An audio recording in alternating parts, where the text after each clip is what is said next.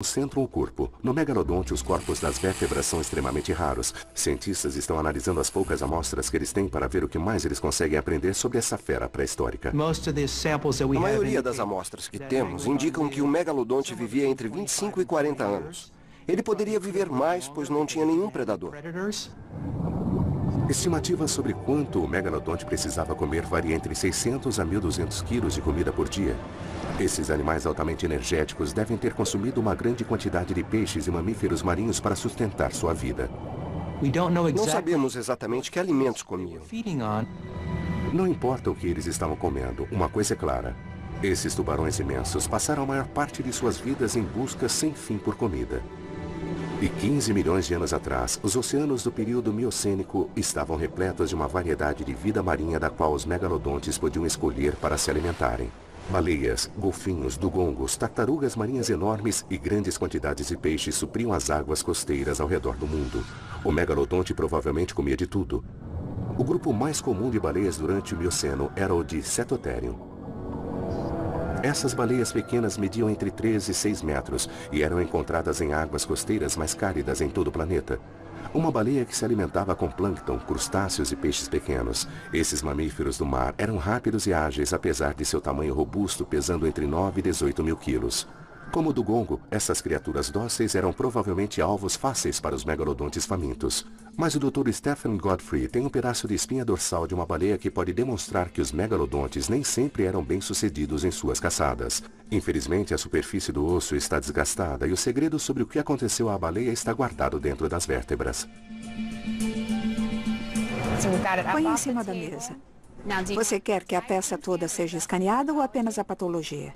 A tomografia computadorizada moderna pode ajudar. Godfrey usa a tecnologia atual para analisar algo de 12 mil anos atrás. Ela revela a gravidade do ferimento da baleia antiga.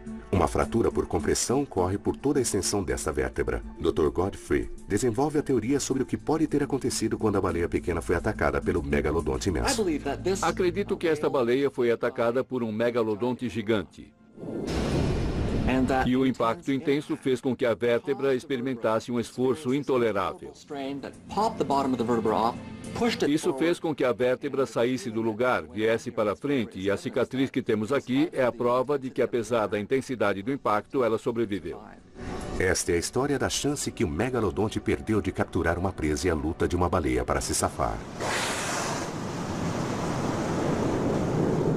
Talvez dessa vez, quando o megalodonte à espreita olhou para a superfície da água, ele viu um grupo de 3 baleias nadando. Adultas com 6 metros aproximadamente, pesando 18 mil quilos.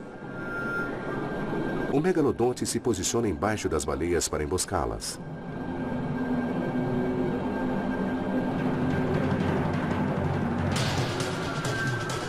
A baleia pequena hesita e o tubarão gigante não consegue acertar sua trajetória.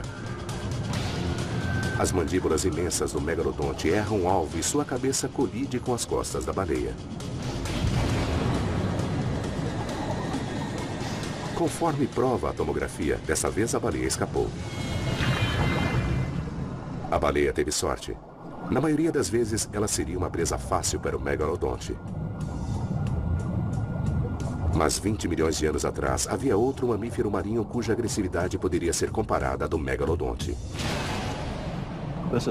Este é o crânio de uma baleia antiga conhecida como Squalodon. E esses animais conseguiam ecolocalizarem-se e eram os predadores supremos de seu tempo. A Squalodon deve ter sido uma adversária formidável. Essas baleias com dentes enormes não eram tão grandes quanto os megalodontes, mas tinham um bom tamanho, entre 7,5 metros e 9 metros. Seria um bom tamanho para uma Squalodon. A Squalodon era um predador supremo, como as rápidas orcas atuais. Se quisermos interpretar qualquer comportamento de um animal extinto, temos que analisar os animais modernos. No caso das Squalodons, analisaríamos as baleias assassinas modernas. Sabe-se que as baleias atacam tubarões. Não é uma rua de uma só mão, onde só os tubarões atacam as baleias. Sábados. Uma Squalodon com um comprimento máximo de 9 metros não conseguiria dar conta de um megalodonte de 15 metros sozinha, mas ela lutaria. Se um megalodonte localizasse uma Squalodon, ele não hesitaria em atacar. Cientistas acreditam que esses mamíferos marinhos deviam viajar em grupos.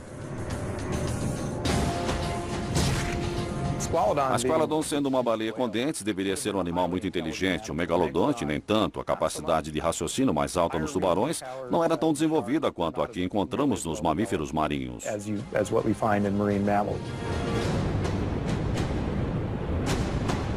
Até mesmo um animal enorme como o megalodonte vai sentir esse golpe nas guelras desta vez.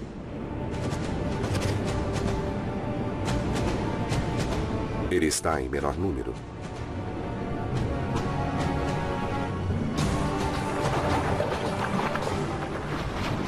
A primeira Squalodon pode não sobreviver por muito tempo, mas o megalodonte também sofre alguns ferimentos na batalha. Nem todos os ataques foram bem-sucedidos, assim como todos os predadores. Apenas uma certa porcentagem de seus ataques resultam na morte da presa, que eles consomem depois. Mas outras espécies de presas, além das Squalodons e dugongos, podem ter fornecido alimentação mais rica. Havia também baleias grandes nadando nas águas costeiras na época do Plioceno. Baleias bem grandes. E quando o megalodonte queria um jantar com 3 pratos, ele devia ir atrás de uma fera maior que ele mesmo.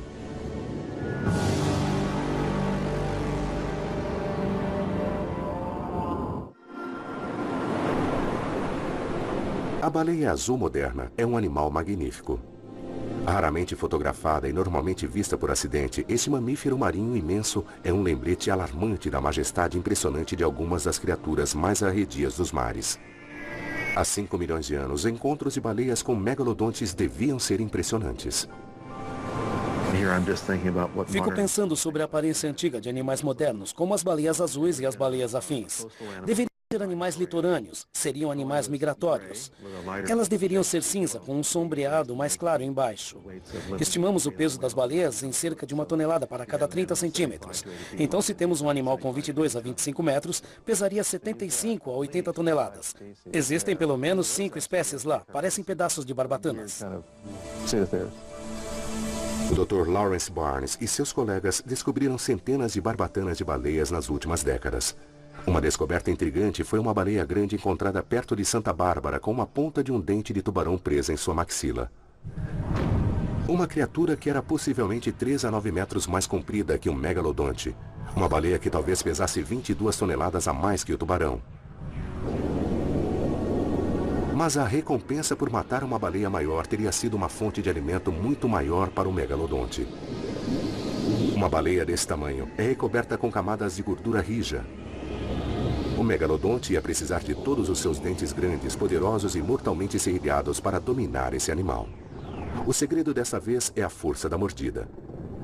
Quanta potência o megalodonte tinha em suas mandíbulas? Na Universidade de Nova Gales, no sul da Austrália, Dr. Stephen Rowe está usando computadores ultramodernos para tentar entender os mecanismos cranianos da força da mordida encontrada em animais modernos e pré-históricos. A força da mordida é a quantidade de pressão aplicada quando as mandíbulas do animal mordem sua presa. O que gera a força da mordida aqui são os músculos que fecham a mandíbula. O que estamos analisando aqui é um sistema simples de alavanca. Então aplicamos força em uma ponta da alavanca e temos a força de reação no outro lado da alavanca. O processo de compreensão da força da mordida dos tubarões de Rowe começa com uma tarefa horripilante de fazer uma tomografia da cabeça de um tubarão no hospital local. Depois eu construo um modelo de superfície e a partir dele eu consigo recriar um modelo sólido, tridimensional e técnico ou um modelo de elemento finito. A partir desse modelo técnico, Rowe calculou a força máxima potencial da mordida de um grande tubarão branco moderno. No caso de um tubarão branco bem grande, estamos imaginando uma força de mordida próxima a 1.800 quilos. E com 1.800 quilos, estes tubarões brancos muito grandes estão realmente ultrapassando os limites em relação a todos os animais vivos atualmente. Com os dados sobre a força de mordida por centímetro dos tubarões brancos, Rowe chega ao que ele acredita ser um entendimento bastante preciso da força da mordida de um tubarão megalodonte. Chegando ao extremo das estimativas de tamanho da massa corporal de um megalodonte, estamos obtendo uma força de mordida de aproximadamente 18.000 quilos, e isso é imensamente grande. Com 18.000 quilos de força de mordida, dá para morder um caminhão se tivéssemos dentes e mandíbulas para isso. Isso devia ser completamente aterrorizador para qualquer baleia. Baleias grandes vivas ficam muito ansiosas quando elas veem ou ouvem orcas ou baleias assassinas. Mas avistar um desses bichos vindo em direção a elas devia ser totalmente assustador. As baleias sem dentes não tinham muito tempo para ficarem nervosas depois que o ataque começava. Parece que o megalodonte caçava as baleias grandes nadando por trás delas, mordendo a nadadeira caudal, destruindo completamente o sistema de propulsão da baleia.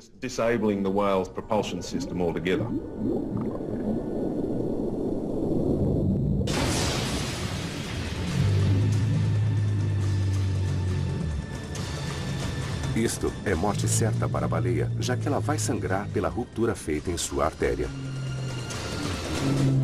Mas sem mãos para segurar sua presa enorme, como o megalodonte evita que uma baleia de 68 mil quilos fuja depois de uma mordida na barriga ou na garganta? Na Universidade Estadual de Wright, em Ohio, o paleontólogo Chuck Ciampaglia montou uma experiência que demonstra o potencial mortal de um megalodonte durante o ataque a uma presa gigantesca. Um molde de gel com alta densidade vai simular a carne da baleia.